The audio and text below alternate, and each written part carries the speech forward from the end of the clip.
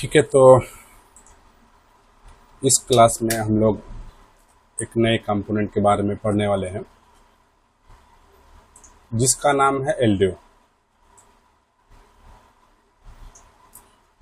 इससे पहले मैंने आप लोगों को मोस्फेट के बारे में बताया था और मोस्फेट के पहले ट्रांजिस्टर के बारे में बताया था। और जहाँ पे मैंने बताया था कि ट्रांजिस्टर और मोस्फेट जो है वो लगभग एक ही जैसे होते हैं। उसके अंदर कुछ थोड़ा बहुत मॉडिफाई किया गया है और मॉडिफाई करके एक नया कंपोनेंट ट्रांजिस्टर के बाद जो अपडेट में आया है वो मोस्फेट है। और ये जो एलडीओ है ये भी ट्रांजिस्टर और मोस्फेट से ही मिलकर बनता है। इसके 4 टर्मिनल होते हैं, ठीक है। तो एक तरह से ये भी ट्रांजिस्टर और मोस्फेट का ही रूप है।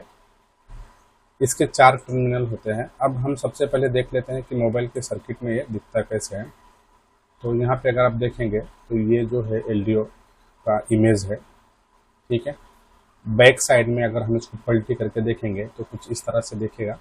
और ये वाला जो इसका बीच का जो पॉइंट है ये ग्राउंड भी होता है। ये वाला भी क्या होता है, ग्राउंड होता है, ठीक है। और इसमें एक होता है इनपुट, यहाँ पे जैसे आप देखेंगे तो यहाँ पे लिखा हुआ है, एक होता है इनपुट, एक होता है ग्राउंड, मतलब पॉजिटिव और निगेटिव की 2 लाइनें हो गई, और एक इनेबल होता है, और फिर उसके बाद ये एक आउटपुट निकलता है। तो 4 टर्मिनल होते हैं इसके।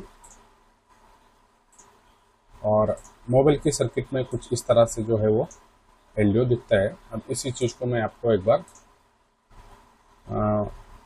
मदरबोर्ड के अंदर दिखा देता हूँ। लेकिन इससे पहले एक चीज़ और बता दूँ कि ये जो एलडीओ है आप लोगों ने बहुत ही बार सुना होगा और हर कोई इससे, जो भी मोबाइल टेक्नीशियन है वो इस नाम से वाकिफ़ ही है। मोबाइल के सर्किट में एलडीओ और बक की जो वोल्टेजेस बनती है तो उसके बारे में हर किसी ने इसका नाम तो सुना ही होगा। और एलडीओ जो है वो उसका जो फुल फॉर्म होता है वो लो ड्रॉप आउटपुट, मतलब इसका एक कैपेसिटी होता है कि यहाँ पे अगर आप इनपुट में कोई भी वोल्टेज दे दो, अब ये इसकी कैपेसिटी के हिसाब से यहाँ पे जब इसको इनेबल मिलेगा तब यहाँ से वोल्टेज आउटपुट करेगा। इसको हम लोग आगे देखेंगे कैसे काम करता है। फिलहाल अभी हम लोग इसको पहचानने की कोशिश कर रहे हैं कि मोबाइल की सर्किट में एलडीओ दिखता कैसे है। उसके लिए मैंने एक रेडमी नोट 5 प्रो का स्कीमेटिक ओपन किया है। जहाँ पे ये देखेंगे आप तो इधर 3 एलडीओ एक साथ में लगे हुए हैं और इसी चीज़ को मैंने इमेज में भी दिखाया है, ठीक है। यहाँ पे 3 एलडीओ का यूज किया गया है, ठीक है। अब इसको हम लोग एक बार स्कीमेटिक के अंदर जाते हैं। अब यहाँ पे स्कीमेटिक में देखोगे तो यहाँ पे देखो ये एलडीओ का शेप है, 4 टर्मिनल है। इसको मैं एक को कॉपी कर लेता हूँ और कॉपी करने के बाद यहाँ पे पेस्ट कर देता हूँ, ठीक है। मैंने यहाँ पे सर्च मारा, एक बार यहाँ पे कर, ठीक है। तो ये जो ग्राउंड 2 और 5 नंबर दिखा रहा है ये इसका बीच वाला जो ये है शेप है ना, उसी का इन्होंने नाम दिया है, ठीक है। 2 और 5 एक्चुअल इसका जो है 4 ही टर्मिनल होते हैं। ये वाला जो है इसको 2 और 5 इन्होंने नाम दिया है, ठीक है। तो यहाँ पे अगर आप देखोगे तो एक इनपुट है, एक इनेबल है और यहाँ से आउटपुट, और ये ग्राउंड हो गया, ठीक है। एक ग्राउंड है और एक बीच का हो गया। अब यहाँ पे अगर आप देखोगे तो एक कैमरा वीडीडी इनेबल, मतलब कैमरा का वोल्टेज इधर से आउट होगा उसके लिए यहाँ से इनेबल आया है। और ये इनेबल आया हुआ है, अगर आप देखोगे तो सीपीयू से आया रहेगा, ठीक है। यहाँ से देखो जीपीआई वो सिग्नल है, यहाँ से इनेबल आया हुआ है। और यहाँ पे अगर आप देखोगे तो एक 100 किलो ओम का रजिस्टर यूज करके 100 किलो ओम का रजिस्टर यूज करके यहाँ पे पैरेलली में लगाया गया है। अब अगर आपको मोस्फेट के बारे में अगर अच्छे से आपको याद है तो आपको पता ही होगा कि मोस्फेट के अंदर जो हमारा एक एन चैनल और पी चैनल मोस्फेट जो होता था, तो एन चैनल जो मोस्फेट होता था वो पॉजिटिव से ऑपरेट होता था, मतलब जब उसके गेट पे पॉजिटिव वोल्टेज देते थे तब उसका जो करंट है वो ड्रेन टू सोर्स या सोर्स टू ड्रेन फ्लो होना स्टार्ट होता था। मैं दोनों का नाम इसके लिए ले रहा हूँ कि ड्रेन टू सोर्स और सोर्स टू ड्रेन दोनों भी आप आउटपुट करा सकते हो मोस्फेट के अंदर से।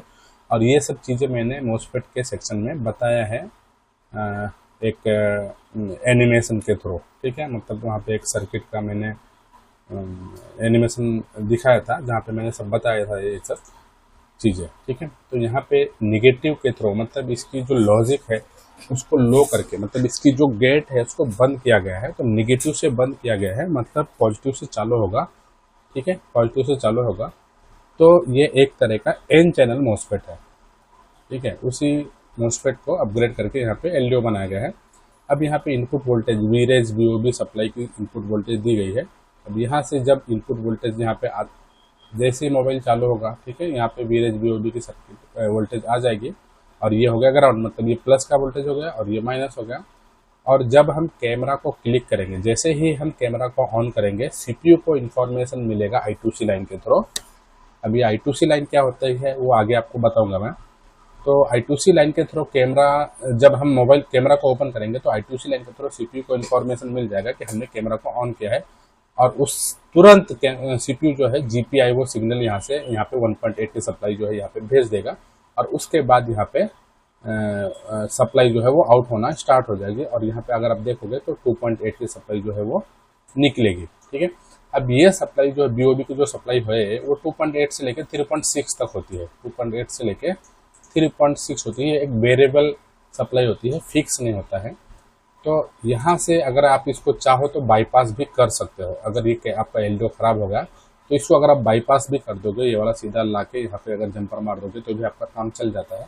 लेकिन इसमें होगा क्या कि आपकी बैटरी की जो खपत है वो बढ़ जाएगी, क्योंकि ये वोल्टेज जो है वो कंटिन्यू कैमरा के ऊपर जाता रहेगा और आपका इलेक्ट्रॉन जो है वो खर्च होता रहेगा, ठीक है। तो इसके लिए एलडीओ का यूज किया जाता है।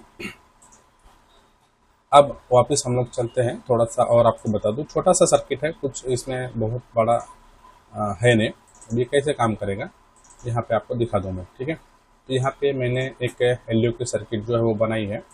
अब इस एलडीओ को मैंने एक यहाँ से इनपुट वोल्टेज पावर आईसी से दे दिया है, यहाँ से एक पावर इनपुट वोल्टेज मिल गया, और ये वाला जो है इसका ग्राउंड मिल गया, ठीक है। अब इसकी जो आउटपुट है, इसकी आउटपुट में हमने लगा दिया है वाइब्रेटर, ठीक है। यहाँ पे वाइब्रेटर लगा दिया है, और वाइब्रेटर का जो पॉजिटिव सिरा है इसकी आउटपुट से हमने जोड़ दिया है, ठीक है। वाइब्रेटर का जो पॉजिटिव सिरा है इसको हमने पॉजिटिव से जोड़ दिया है, और निगेटिव को हमने निगेटिव से कनेक्ट कर दिया है। अब जब हमारे वाइब्रेटर को ऑन होना रहेगा तब सीपीयू जो है इसको इनेबल यहाँ पे भेजेगा इस एलडीओ को, और उसके बाद यहाँ से पॉजिटिव वोल्टेज जो है वो आउट होगा, और फिर वाइब्रेटर हमारा काम करना स्टार्ट कर देगा। मतलब पॉजिटिव वोल्टेज यहाँ पे जब पहुंचेगा उसके बाद ये वाइब्रेटर जो है वो काम करना स्टार्ट करेगा। अब इस वाइब्रेटर को निगेटिव से भी हम ट्रिगर करा सकते हैं। कैसे करेंगे ट्रिगर?